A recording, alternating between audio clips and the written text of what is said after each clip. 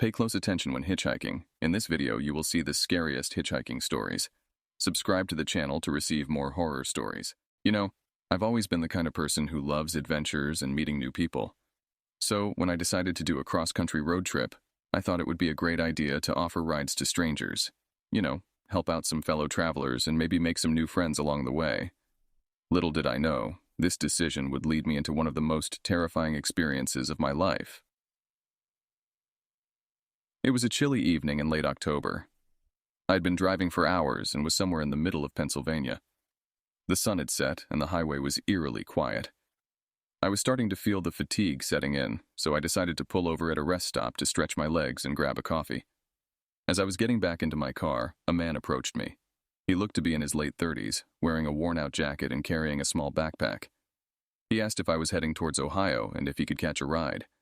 He seemed friendly enough, and I didn't think much of it. I mean, I've always believed in the goodness of people. So, I agreed. We made some small talk as we hit the road again. His name was John, and he said he was trying to get home to his family. He had missed his bus and was stranded. His story seemed genuine, and I felt good about helping him out. About an hour into our drive, things started to get weird. John became very quiet and started staring out the window. The once friendly atmosphere turned heavy with an uncomfortable silence. I tried to brush it off, thinking maybe he was just tired. But then, he started asking strange questions. He asked if I believed in fate and if I ever thought about how easily things could go wrong on the road. His tone was off, almost menacing. I tried to laugh it off, but I could feel my heart racing. Something about his demeanor had changed. I glanced at him, and his eyes looked distant, almost predatory. It was then that I noticed something glinting inside his backpack. My mind raced, trying to figure out what to do. I decided to keep the conversation going, hoping to ease the tension. I asked him more about his family, but his answers were vague and inconsistent. It became clear that he was lying. Panic started to set in. I was alone on a dark highway with a stranger who might be dangerous. Suddenly, John leaned forward and reached into his backpack. My stomach dropped.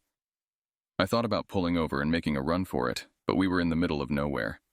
There were no cars in sight, no lights, just the endless road ahead. He pulled out a large hunting knife and placed it on his lap. He didn't say anything, just stared at me with a twisted smile. My hands tightened on the steering wheel, and I could feel sweat trickling down my back. I knew I had to stay calm and think fast. I told him I needed to stop for gas at the next station, hoping I could find a way to escape. He agreed, but his eyes never left me. Every minute felt like an hour as I drove, scanning the horizon for any sign of a gas station or a place where I could get help. Finally, I saw a dimly lit gas station sign in the distance. I pulled in, trying to act as normal as possible. I told him I needed to use the restroom and asked if he wanted anything from the store. He just shook his head, still holding the knife. Inside the gas station, I hurried to the cashier and whispered that I was in danger. The cashier, an older man with a kind face, nodded and quietly called the police. He told me to stay inside and wait. Minutes later, flashing lights filled the parking lot. The police approached my car cautiously. John didn't resist. They found more knives in his backpack along with some disturbing notes about previous rides he had taken. It was clear that he had sinister intentions. I was shaken, but relieved. The police took him into custody, and I gave my statement. As I sat there, trying to process what had just happened, I realized how close I had come to becoming another statistic. Another missing person on a long list. Since that night, I've never picked up another hitchhiker. The memory of John's cold eyes and the feel of his knife so close to me still haunts my dreams. It's a reminder that sometimes the scariest monsters are the ones that look just like us. Hi everyone, today I want to share a personal story with you all.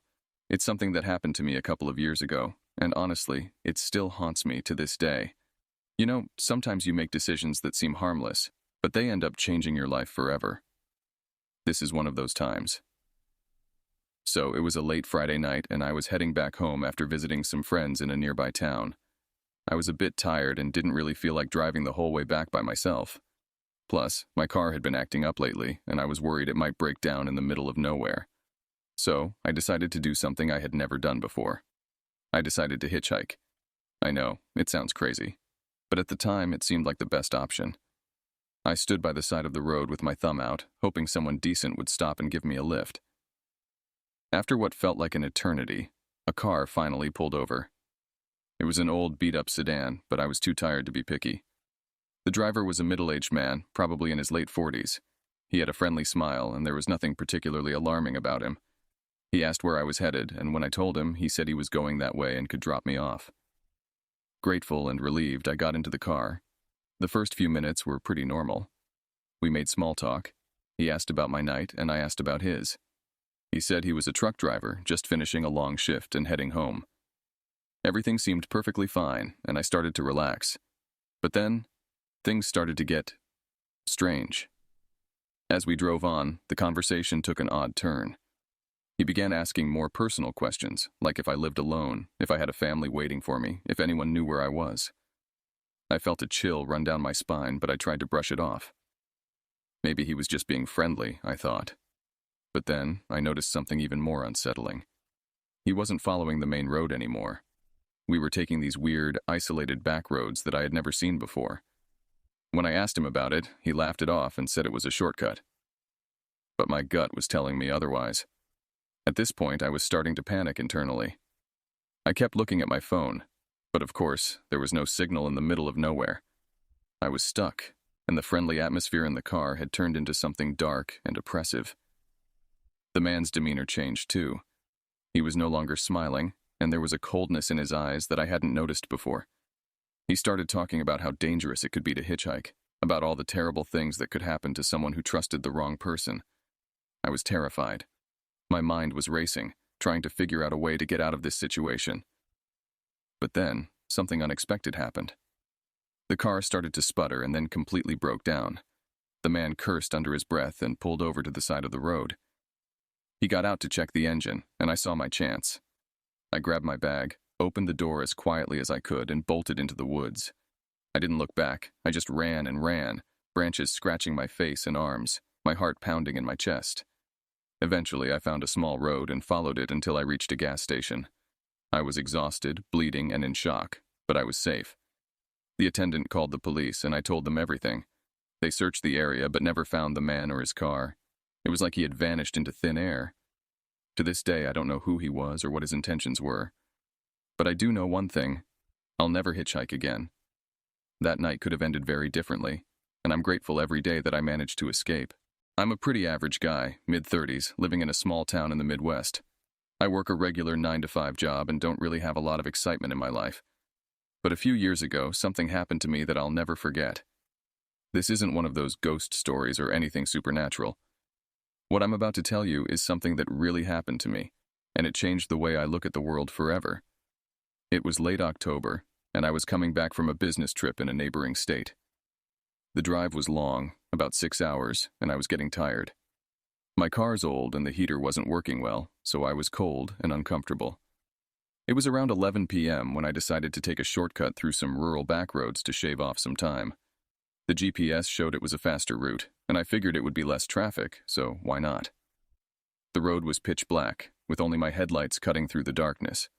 No streetlights, no other cars, just an endless stretch of empty road. I turned on the radio to keep myself company, but the signal was weak, and all I got was static. I remember thinking to myself how eerie the whole scene was. It was like one of those setups in a horror movie where you just know something bad is about to happen. About 20 minutes into this shortcut, I saw a figure on the side of the road. At first, I thought it was just my tired eyes playing tricks on me, but as I got closer, I realized it was a person, a woman, standing there with her thumb out, asking for a ride. I slowed down as I approached, and that's when I noticed she looked pretty rough. Her clothes were dirty, and she had this frantic look in her eyes. Despite my better judgment, I pulled over. The woman got in the car quickly, clutching a small backpack. She smelled faintly of alcohol and something else I couldn't quite place. Maybe it was fear.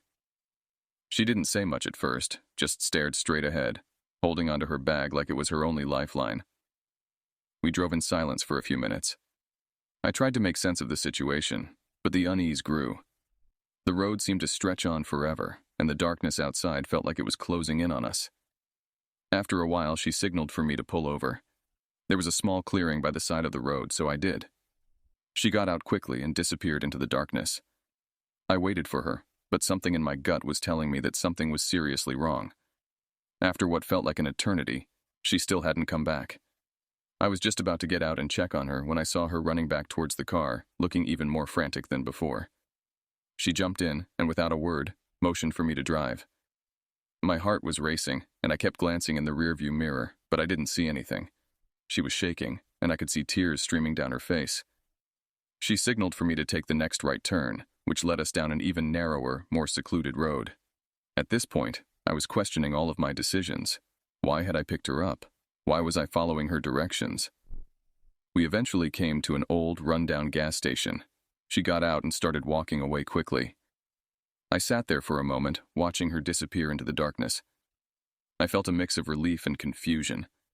As I pulled back onto the road, I couldn't shake the feeling that something was terribly wrong. A few days later, I was back home, and I couldn't stop thinking about that night.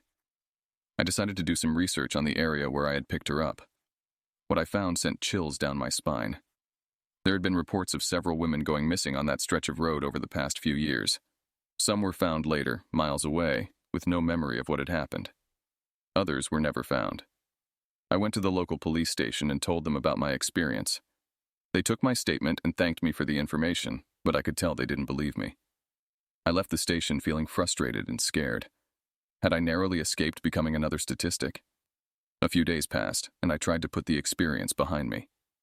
But one evening, as I was watching the local news, a story caught my attention. A body had been found in the area where I had picked up the woman. The description matched her exactly.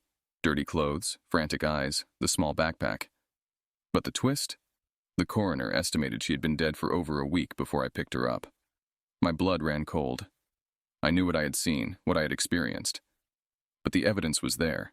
She had been dead long before I saw her on that dark road. The realization hit me like a ton of bricks. I hadn't escaped becoming a statistic. I had encountered something far worse. From that day on, I couldn't shake the feeling of being watched.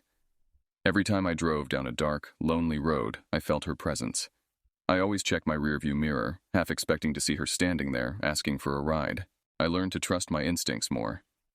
Sometimes, the scariest things aren't ghosts or monsters, but the real-life dangers that lurk in the shadows. And sometimes, a seemingly innocent act of kindness can lead you into a nightmare.